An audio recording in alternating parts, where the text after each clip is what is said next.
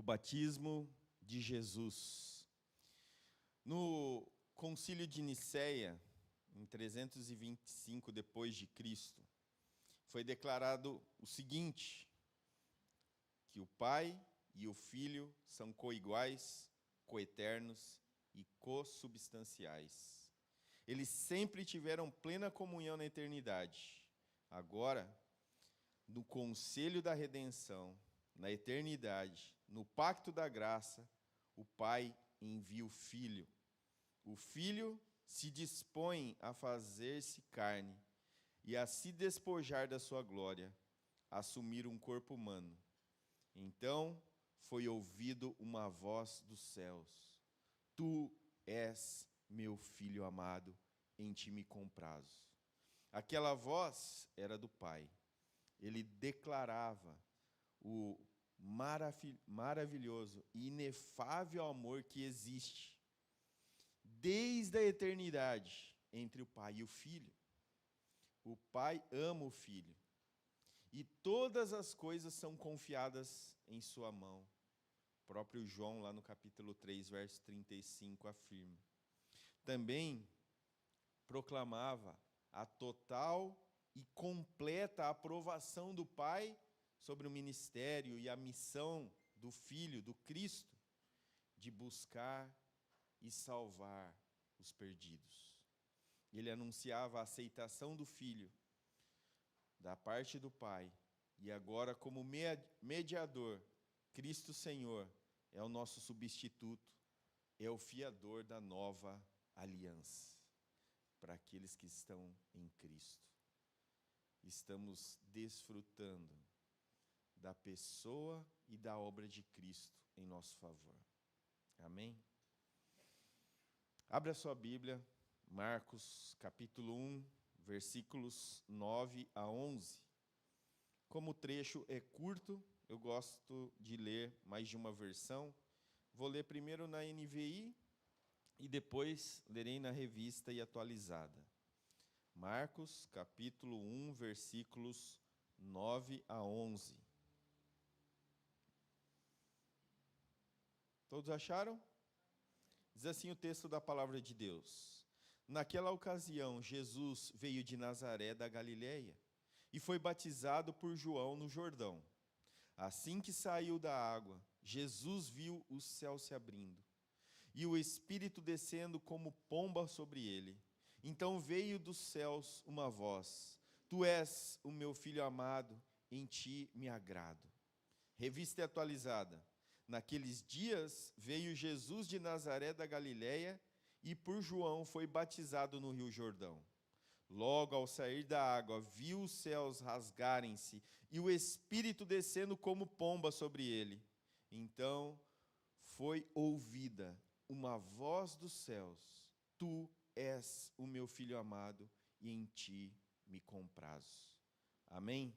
Baixe sua cabeça, vamos orar. Pai de amor e graça, nós estamos diante da Tua palavra e queremos mais do que conhecer a Tua vontade, mais do que entender a revelação escrita, vivê-la. Então, Senhor, somos incapazes por nós mesmos, mas pelo Espírito Santo, que nos guia, que nos orienta, que nós possamos entendê-la e assim, Senhor, fazer dela uma verdade vivida, que nós possamos testemunhar do Cristo que nos salvou, que nós possamos testemunhar da nossa viva esperança, uma esperança que não se corrói ou se perde com o tempo, mas que, pelo contrário, estamos aguardando ansiosamente a sua volta.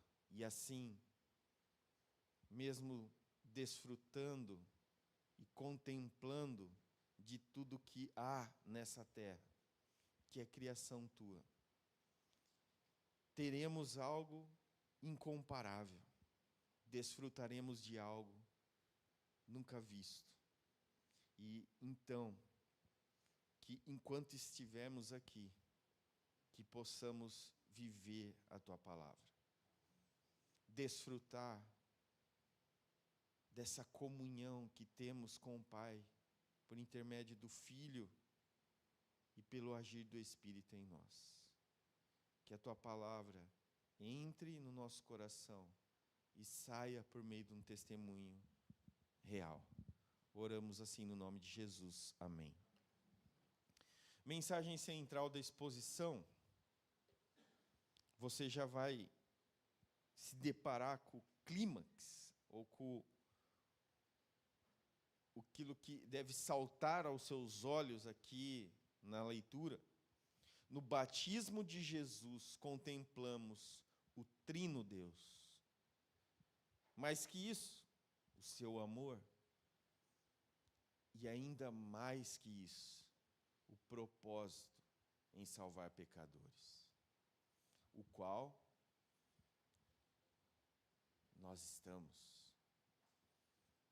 estávamos perdidos, mas pelo amor do Pai, a pessoa do Filho e a ação do Espírito em nos convencer da nossa imundície, dos nossos pecados, somos chamados a um arrependimento e fé em Cristo Jesus. Amém? Então, que isso ecoe na sua vida. E aqui, então, nós nos deparamos com essa riquíssima fonte de toda consolação, nessas palavras, para todos os crentes, todos os membros que estão inseridos nesse corpo, no corpo de Cristo, a igreja. Em si mesmo, os próprios feitos dele em nós, nos traz então essa viva esperança. Mas se dependesse de mim ou de você, os nossos feitos, nada deles poderiam agradar a Deus. A cada dia, nós precisamos estar conscientes das nossas falhas, fraquezas, imperfeições, para que nós possamos depender tão somente dele para a salvação. Entretanto, convém que nós possamos recordar aquilo que o Pai considera no amado Filho, em Jesus Cristo. O Pai não vê qualquer mácula naqueles que estão ligados a Ele. Lá em Cantares de Salomão, capítulo 4, versículo 7, fala exatamente isso. O Pai não vê máculas. Ali na relação entre Salomão e a Sulamita, é uma tipologia, um retrato do Filho e a igreja. Do Filho de Deus e a igreja. E não há mácula na igreja, não por causa de nós, mas por causa do Filho de Deus. Porque é nele que o Senhor se compraz. É nele que o Senhor tem prazer. E agora, porque nós estamos ligados a Cristo Jesus, Ele se agrada de nós. Então nós somos vestidos em Cristo, na sua retidão, envolvidos pelo manto dos seus méritos e não dos meus. Então, os membros desse corpo, aqueles que foram inseridos nesse corpo, são aceitos pelo amado do Pai. Efésios 1:6. Assim, quando os santos olhos de Deus contemplam-nos, Ele se compraz, porque Ele vê a noiva de Cristo. Ele vê o povo de Deus resgatados pelo Filho, pelo preço que Ele pagou na cruz. Então, nós temos duas verdades a se destacar aqui, e alguns subpontos importantes. O primeiro destaque que eu faço é o significado do batismo de Jesus. Marcos, ele inicia naqueles dias, E provavelmente ele está querendo dizer aqui no auge da atividade ministerial de João Batista. E a diferença com o texto de Mateus, que fala que Jesus, ao fazer então a sua primeira aparição pública, veio da Galileia para o Jordão, enquanto Marcos é mais específico e diz de Nazaré da Galileia. Por quê? Porque era importante Marcos atingir o seu primeiro público-alvo, que eram os gentios. Por isso que quando nós olhamos essa carta como um todo, esse evangelho de Marcos, nós vemos estampado Jesus o servo. Jesus o servo. Por quê? Porque isso de fato traria um impacto nos primeiros ouvintes. Eles olharem aquele que é o Messias, o prometido, não como alguém que veio para ser servido, a qual, ao olhar para o mundo, os gentios sabiam que os reis, os mestres e os senhores sempre eram bajulados e servidos com o de melhor. E quem pagava por isso era o povo. E agora eles estão olhando uma descrição de Marcos, a qual ele coloca o Senhor como servo. Então isso impacta a vida deles. Esse rei, esse Messias, esse prometido é diferente. Ele veio para ser servo e resgatar a muitos. Então, a questão aqui que pode surgir é como Jesus, que era sem pecado, e que o batismo, que simbolizava a necessidade de remoção dessa imundície do pecado, como então é possível esse Senhor, que é sem pecado, se submeter ao batismo? Essa é a pergunta que fica. Muitas respostas e muitos teólogos, ou ditos teólogos, já tentaram dar. Mas a mais simples pode ser a melhor resposta. Jesus, afinal, tinha pecados? Não o dele, mas o meu e o seu. Ele carregou sobre si os nossos pecados. Não essa resposta parece vir de Isaías 53, versículo 6? Todos como ovelhas, nos extraviamos, cada um seguia o seu próprio caminho, e Jeová lançou sobre ele a iniquidade de todos nós. É pelo fato que, não muito tempo depois que João batizou Jesus, João Batista viu-se aproximando e exclamou aos seus ouvintes: vejam, é o Cordeiro de Deus que está tirando o pecado do mundo. João 1:29.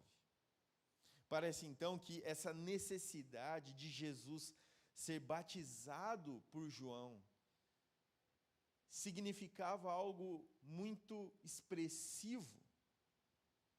É uma resolução de levar a minha, a sua e de todos aqueles que se arrependem e creem nele, por aqueles que ele morreria. Então, em certo sentido, pelo meio do batismo de Jesus, estava se cumprindo parte da sua missão de dar a sua vida pelas suas ovelhas, pelo seu rebanho, pelos eleitos. Abra sua Bíblia, por favor, lá em 2 Coríntios, capítulo 5, verso 21.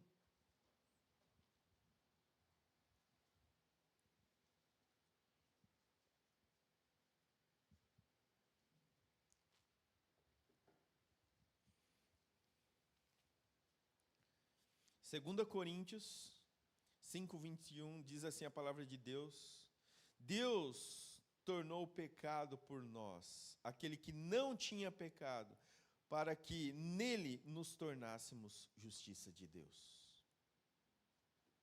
É por causa dele, e tão somente dele. 1 Pedro agora, 3, verso 18.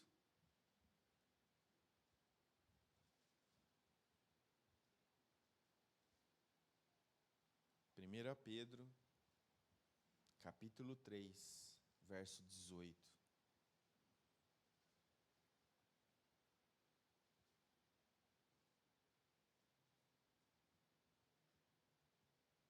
Pois também Cristo sofreu pelos pecados uma vez por todas, o justo pelos injustos, para conduzirmos a Deus. Ele foi morto no corpo, mas vivificado pelo Espírito.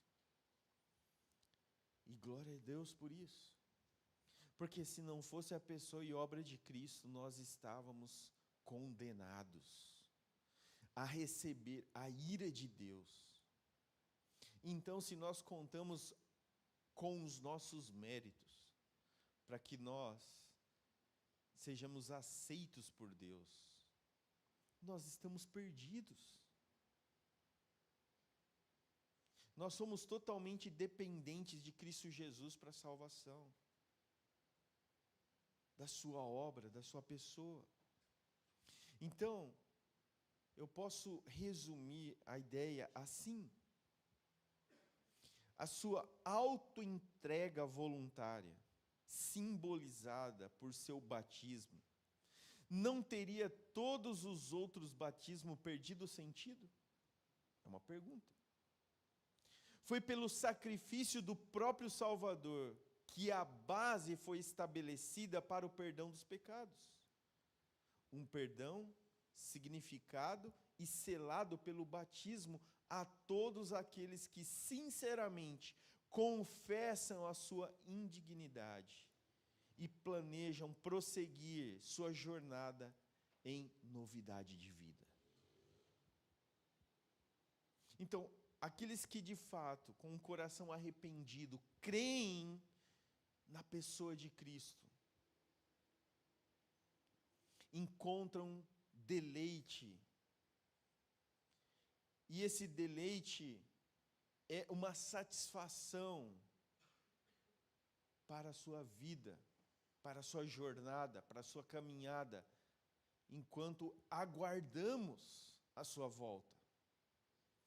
Por isso, então, o batismo de Cristo demonstra ou traz esse significado de uma mudança,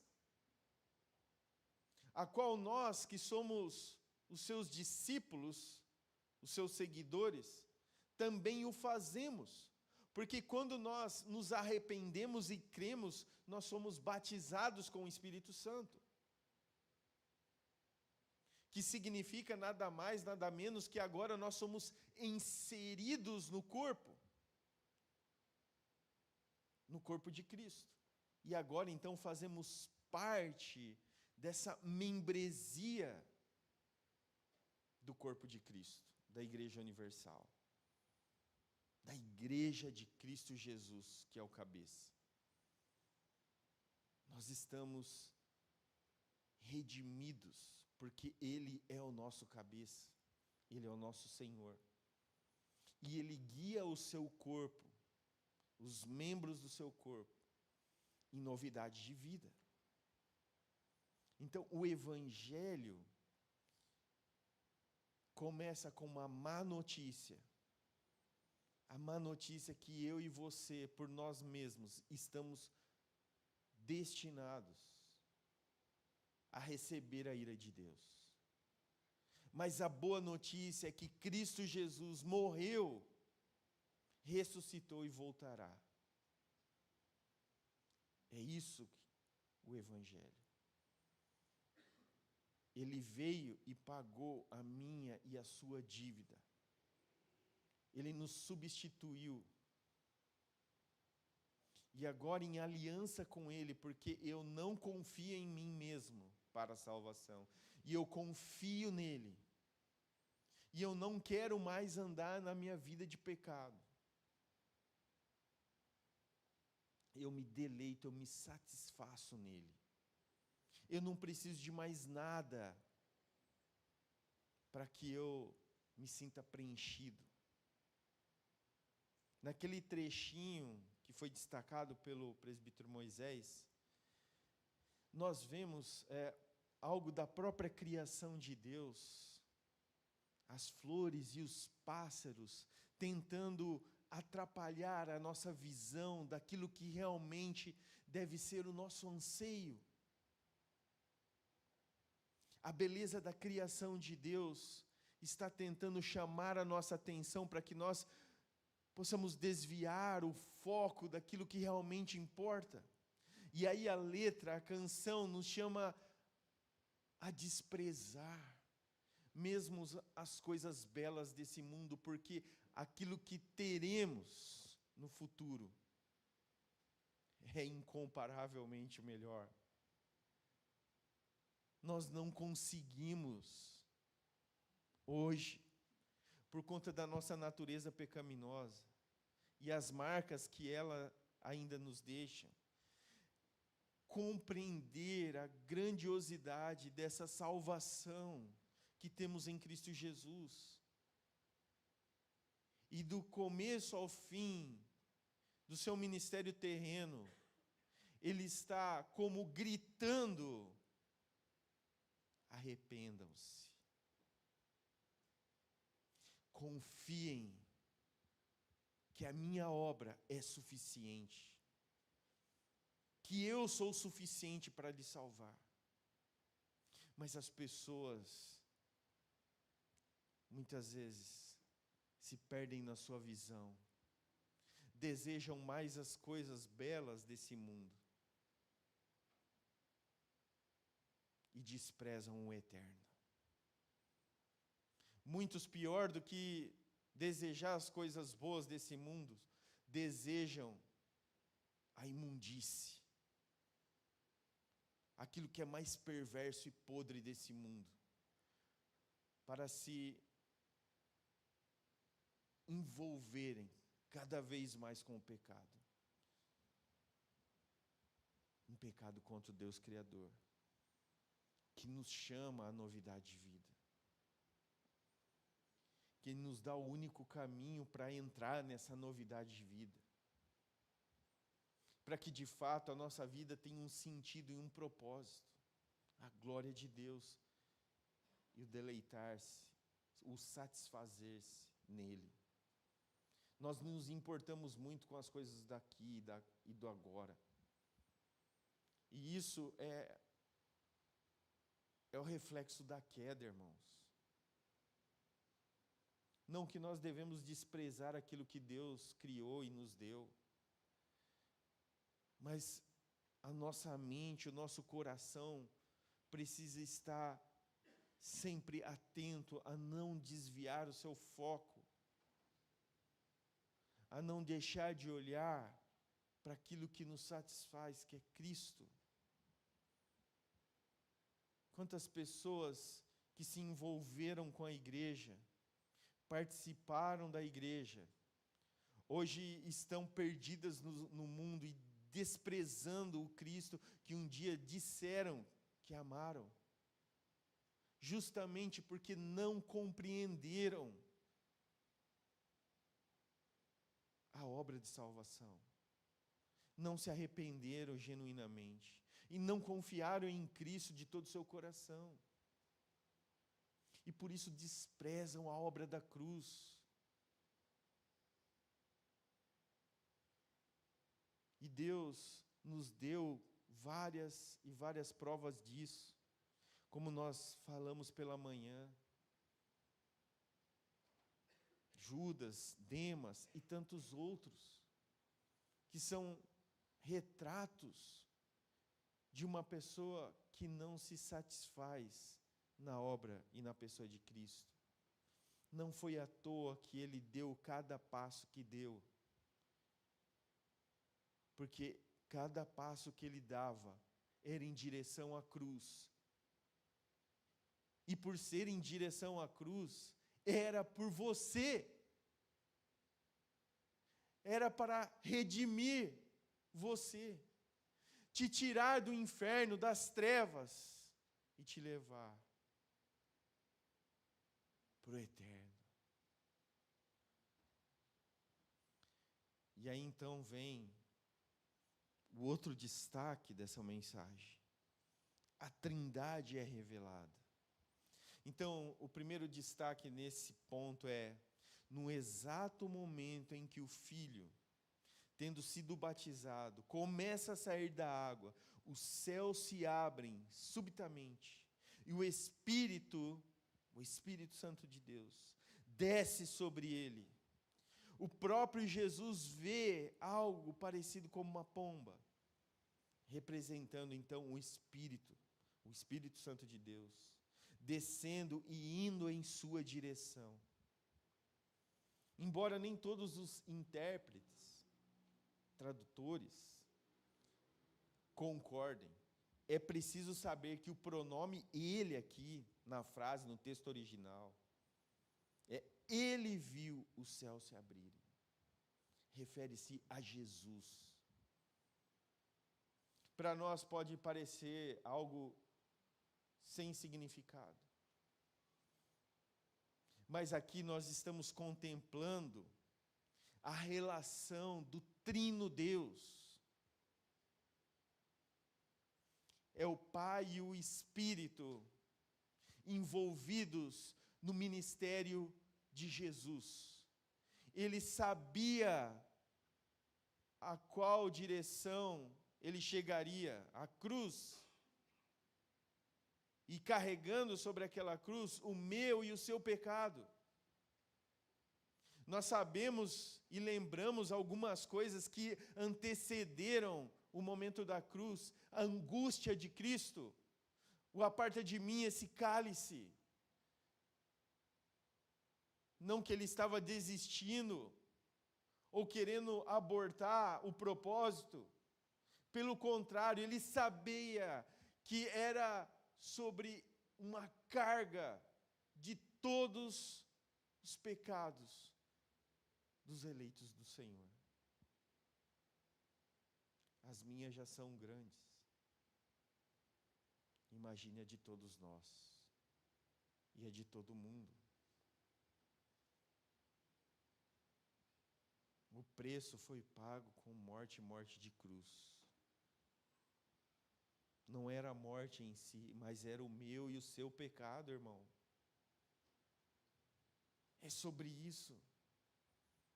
E se não fosse a sua obra, o que seria de nós? E aqui, ele não está só, porque é um Deus trino. É um Deus trino. E quando nós seguimos, e o Pai, por assim dizer, profundamente alegre, com a prontidão de seu filho em suportar um fardo tão pesado, pois como foi observado, submetendo-se a esse rito de purificação, ele, Jesus, confirmou a sua promessa, feita desde a eternidade, de tomar sobre si e expiar o pecado do mundo. João 1:29. Tu és meu filho, o amado, com quem tenho prazer.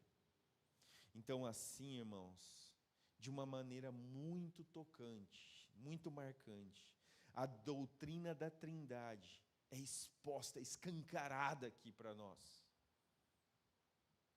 E o fato dos três serem um só, é o conforto de todos os crentes. Então, algumas observações aqui importantes de cada uma das pessoas da Trindade. Quando nós pensamos no Filho, uma pergunta pode surgir. Ele não era e é divino? E não está livre da necessidade da unção do Espírito Santo? para que seja qualificado para cumprir essa missão? A resposta a essa pergunta: o Divino Filho, na sua encarnação, adotou uma natureza humana. Nós não podemos esquecer disso. A qual tem necessidade e é capaz de ser fortalecida. Assim, qualificado, ele, como ser divino, mediador, humano, estava capacitado a agir no seu triplo ofício: profeta, sacerdote e rei, para a salvação do povo de Deus e para a glória do Trino Deus. Abra sua Bíblia lá em Mateus, capítulo 11, versículos 27 e 28.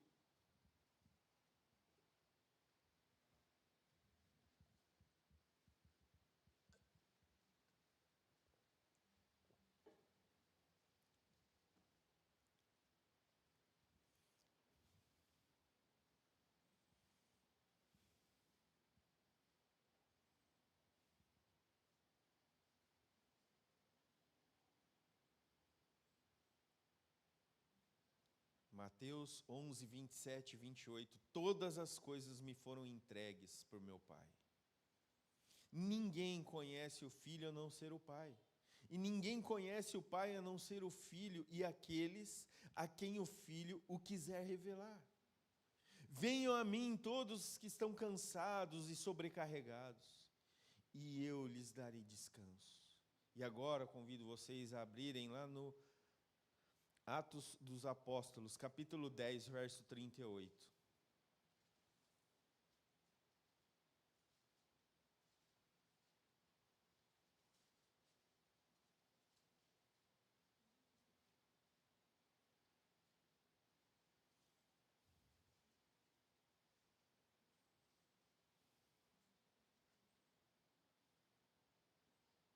Atos 10, 38, diz assim a palavra de Deus: como Deus ungiu a Jesus de Nazaré com o Espírito Santo e poder, e como ele andou por toda parte fazendo bem e curando todos os oprimidos pelo diabo, porque Deus estava com ele. Então nós vemos esse trino Deus atuando para resgatar pecadores. Nós vemos o amor de Deus, nós vemos a disposição do Filho e a ação do Espírito em nos convencer da nossa necessidade de um resgate, de um resgatador. E esse resgatador é Cristo. Venham a mim todos os que estão cansados.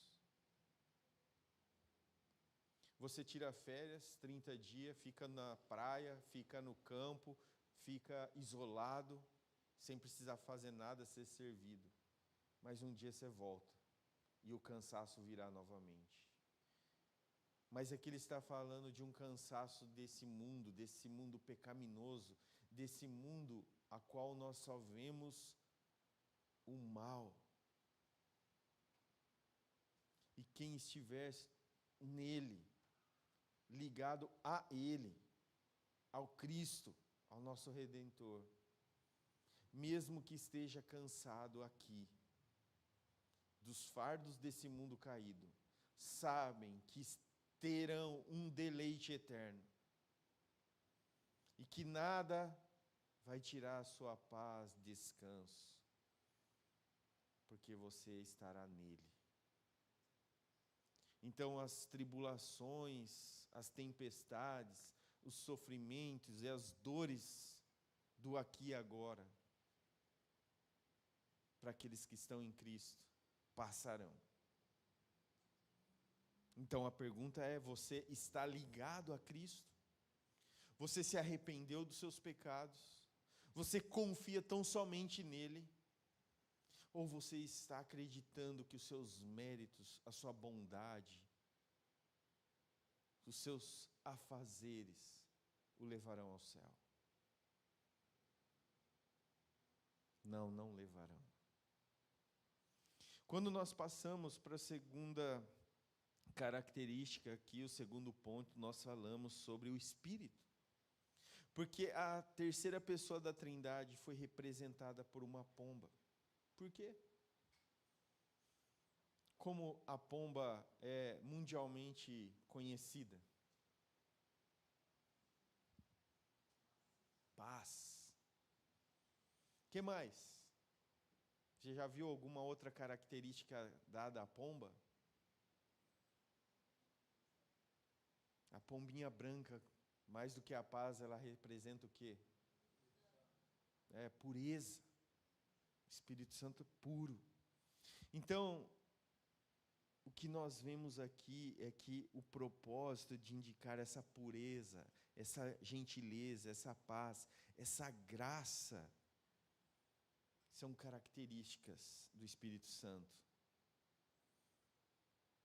Isso é no contexto da igreja e fora dele. Então, as águas do Jordão sugeriram essa necessidade de pureza. Então, o Espírito Santo simboliza essa forma como uma pomba que pousa sobre o Filho de Deus. O puro e santo Filho de Deus, em quem não foi encontrado pecado algum, mas que carregou o meu e o seu pecado. E Ele é mais do que isso, é o nosso Redentor, nosso Salvador. Os pecados pelos quais Ele morreria, que não eram deles, mas foram imputados a Ele, porque são os nossos pecados. E no tocante ao Pai, nós vemos, ou ouvimos, Tu é o meu Filho amado, em quem eu tenho prazer. Em tantas versões, nós vemos essa sublime fala do Pai, a qual tem prazer, deleite no seu Filho, o qual, de fato, demonstra a cada um de nós uma relação de intimidade, de deleite, de prazer. Além disso, não somente a sua capacidade agora de fato, trazer reconciliação àqueles que estavam prestes a receber a ira de Deus. Agora são uma geração salva, eleita pela obra e pessoa de Cristo Jesus. Não é possível nenhum amor maior do que o amor do Pai pelo Filho. Não há. O adjetivo verbal aqui é agapetos, amado. E aqui, essa expressão usada, ela traz uma profundidade infinita. Esse é o amor do Pai pelo Filho. É um amor que não tem fim. É um amor que é infinito. Então, além de possuir todas essas qualidades atribuídas a seu amor, é eterno, é atemporal, não está limitado ao tempo, como nós estamos. Nós sabemos que o amor de Deus transborda sobre o Filho. E quando nós vemos a oração de Cristo, ali em João 17, nós vemos que Ele capacita-nos a amá-lo assim como o Pai o amou.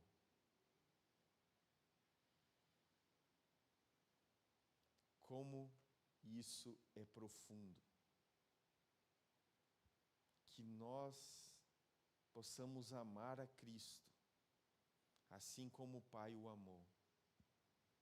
Que nós possamos, de fato, não expressar isso apenas com canções bonitas e belas, ou com frases elaboradas, mas que seja de fato aquilo que nós cremos e queremos viver. Então, para concluir essa exposição, quanto conforto traz esses pequenos versos sobre o batismo de Jesus. Nós vemos um trino Deus envolvido na nossa salvação. Nós vemos o conforto de um Deus que, desde a queda, prometeu redimir o seu povo, porque ele nasceria de mulher, e ele nasceu. Mais do que nasceu, ele viveu entre nós. Morreu para nos dar vida, para nos salvar. Ressuscitou para nos dar uma viva esperança, que a mesma ressurreição que ele recebeu, nós também receberemos. E voltará. Amém. Maranata, vem Senhor Jesus. Então, a Trindade demonstra o seu amor e interesse por nossa salvação, com o Filho sofrendo por nós, o Espírito fortalecendo e o Pai expressando o seu prazer nele. É o Trino Deus envolvido na obra de redenção.